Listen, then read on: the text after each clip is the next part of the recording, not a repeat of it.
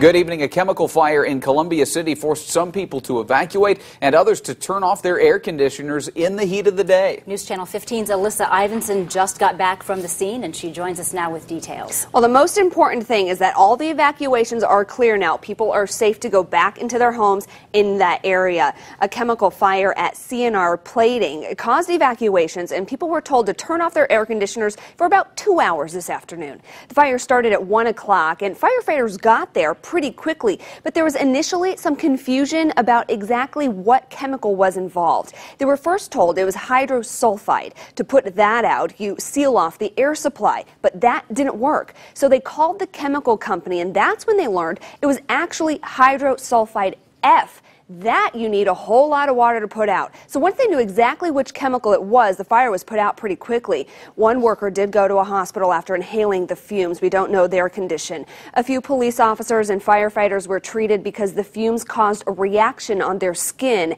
And the city also quickly jumped into action when the fire broke out. When we know what the actual chemical is, then we know the radius in which we need to clear. Of course, you have to also take into control the wind, or into consideration the wind direction and all that kind of thing. So that we started doing that almost immediately, and then obviously as that chemical changed, that name changed for us, and we then had to widen it a little bit and make sure that it was within the boundaries.